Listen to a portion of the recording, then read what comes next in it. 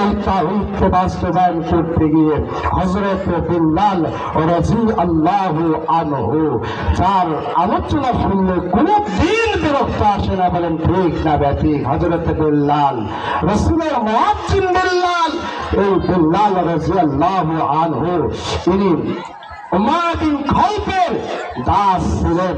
যখন ইসলামের কালিমা যখন শুনতে পারলেন, নবীর কথা যখন জানতে পারলেন, এক আল্লাহর তাওহীদের দাওয়াত যখন পেলেন, তখন মাত্র 8-9 জন লোক ইসলাম ধর্ম গ্রহণ করছে।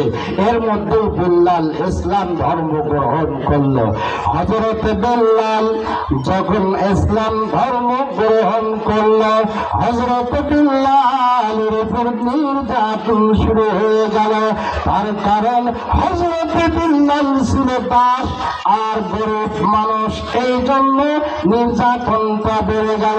ওমর বিন খাত্তাব ডাক দিয়ে বলে, বিল্লাল রে, ওরে বিল্লাল, তুমি কেন মুহাম্মদের ধর্ম গ্রহণ করলা? তুমি কেন মুহাম্মদকে নবী হিসাবে মেনে নিলা? ওরে বিল্লাল, আমি তোমার মালিক, আমি তোমার মালিক, আমার কাছ থেকে পারমিশন নেবে না। বিল্লাল বলে, এক আল্লাহর দাওয়াত গ্রহণ করতে কারো পারমিশন লাগে না।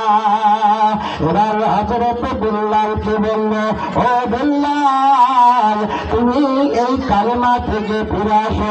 বিল্লাল রে, এই তাওহীদের দাওয়াত থেকে তুমি ফিরে আসো।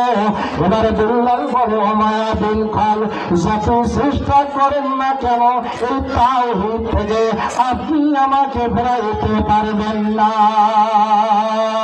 এই তাওহীদ থেকে আমাকে ফেরাতে পারবেন না। উমাইয়া বিন খালদ বিল্লালের উপর নির্যাতন বেড়ে দিল, অত্যাচার বেড়ে দিল, মারপিট শুরু করলো, চাবুককে মারা শুরু করলো। এবার তার যে সহযোগী লোক ছিল তাদের হাতে উঠাইয়া দিল, বিল্লালকে চাবুক দিয়ে আঘাত করে, বিল্লালকে চাবুক দিয়ে মারে, বিল্লালের পেট ঝাঁঝরা করে দেয়। বিল্লাল বলে, আহাদ আহাদ আহাদ, এখন এখন, আল্লাহ এক, আল্লাহ এক।